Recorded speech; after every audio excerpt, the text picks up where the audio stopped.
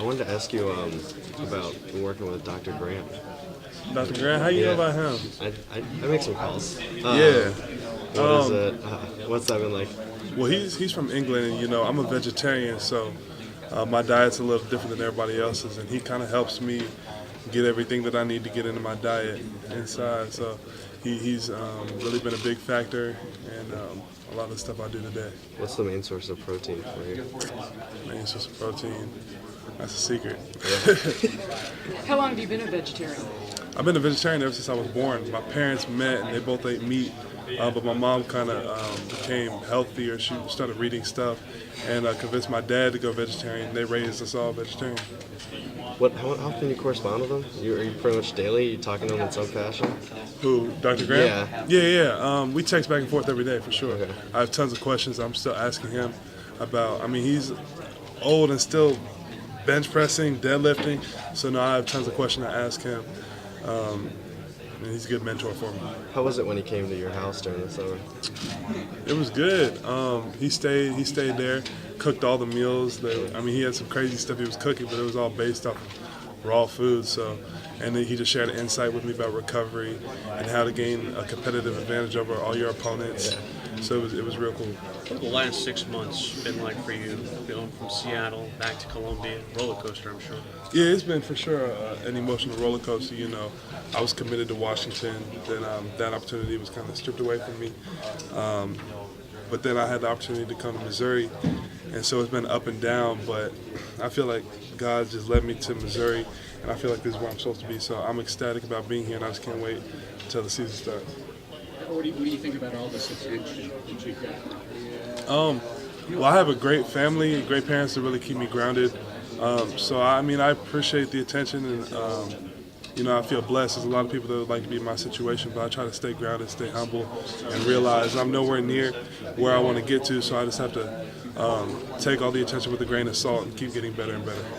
Michael, talking about maturity, I don't know many people, our age, let alone 19-year-olds who deletes their social media account just because of the effect that it had on them. Can you talk about that and what was that decision like? Yeah. Well, for me, when you have social media and you have tons of followers, sometimes you start to, even if you don't have a ton of followers, you start to post certain things just for the attention, and a lot of the way you live from day to day is based on the right picture, so it was taking a lot of time out of my day, and I saw myself kind of like asking for more attention than I already had, so I thought it was good to get rid of it for a while. And I just recently got rid of the apps again just to focus on what I need to focus on. And then, there's nothing wrong with social media, but once it starts kind of playing too big of a part in your life, then I think it's good to get rid of it. Mike, your sophomore year told me the free throw line dunk. How much did that kind of change your life as to who you are? Yeah, well, what was crazy was that wasn't even like a championship game. We had lost, so we were playing in the elimination game. So there wasn't a big crowd. And there was one person that got that dunk on their camera. And after the game, I was headed out the door, and he ran up to me and showed me the dunk. And I was like, oh! And then he asked him if he could send it to me. And I think I posted it on Twitter. And from there, it just went viral all over the place. And before that dunk, many people didn't really know the name, Michael Porter Jr. So that really kind of put me out there. And it was like, for me, when something good happens to me, I'm not one to sit back. I just want to keep getting better, So it was really, really big for me. Was that a stranger, or did you know that person? No, it was a stranger, complete stranger, yeah. When did you kind of observe the seasons that Ben Simmons and Markelle Fultz had last year, and why should this be different? Why will this be different? They were on teams that didn't get to the tournament, and they were still high picks. Yeah, that's a question I get a lot, and my answer is the same every time. I kind of feel like I have more around me than those guys had. I have tons of incomers that are crazy talented coming in with me, along with a ton of experienced guys that have just gotten better. So I feel like I have a ton of supporting cast, so I don't feel any pressure on my shoulders. I feel like if we do make a run or surprise a lot of people this season, it won't really be because of me. It'll be because of the whole team. We got a lot of talent, so. You're fairly close with Markelle, right? Have you talked to him a lot about that? Yeah, no, I have. He was really frustrated because that's a dude who loves winning, and so he was real upset with how the season went. But I mean, when he signed up to go to Washington without really any other big names going with him or really, I mean, he was kind of, he hoped to change the program around, but college basketball is hard and you need more than one player. How much does it help having your family around you, and then the confidence you've got in Coach Martin as you go into this year? Yeah, Coach Martin has pushed me to levels that I've never been pushed before. I mean, he's not afraid to tell me what I'm doing wrong and hold me accountable. I think a lot of coaches kind of walk around their best players to make sure that they're happy, but Coach Martin doesn't care about that at all. He pushes me every day, and but he's also given me, I mean, he gives me a green light. He lets me do my thing on the court. He lets me push the ball, play every position that I feel like I can play. So he has confidence in me, and I have confidence in him. As far as my family, they ever since I was little, my dad has been telling me, just instilling confidence in me. Don't be scared of any moment. Don't be scared of anybody. And so, yeah. What's it been like being coached by your dad on the college level? You know, you've been able to separate the dad from Coach Porter? Yeah. Well, I mean, you can separate it, but at the same time, I mean, he's still my dad on the floor. Like, he could pull me to the side and kind of tell me things that he wouldn't really tell other players just because he's my dad. But it's not the first time he's coached me.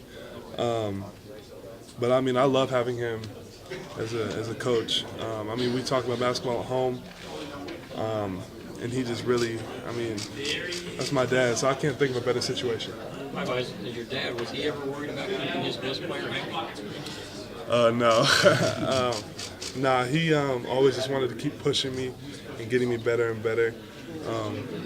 But I think he's having a good time coaching me and my brother, and I know we're having a good time playing under him. What will it mean to spend this year with Jonte? Yeah, well, I think even though Jonte ended top 10 in his class, I think he's still severely underrated. I mean, he's out there when we scrimmage. He's a really, really good player. So I think a lot of people will be surprised by how good he is, and I'm just happy to have him along with me.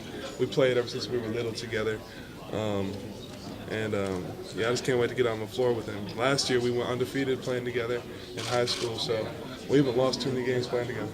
How long ago did you guys start talking about potentially playing together in college? Well, when I committed to Missouri, I kind of was trying to get him to come with me.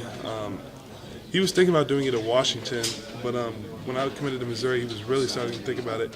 But I wasn't really trying to tell him, come to Missouri, because when you're a senior in high school, you have a lot of cool opportunities like McDonald's All-American game, all these different things that he would be missing. So the conversation wasn't come to Missouri. It was like you got to weigh the pros and cons about it. But I did tell him, you know, when you go from EYBL to college, that's probably a better transition than going from EYBL back to high school ball in Missouri to college. So I thought it was good that he classed up. What do you make of this FBI investigation and all the things that are going around about that? Well, I mean, it doesn't really concern our team. We have Coach Martin doesn't have any issues with any of that. Our program, nobody in our program has any issues with that. So I kind of try to stay out of it, but it is kind of crazy to see some of my friends getting investigated by the FBI. That's all I really say about that. You play against a lot of. Does this mean I mean, it means a lot. My first college, I mean, I consider it a college game.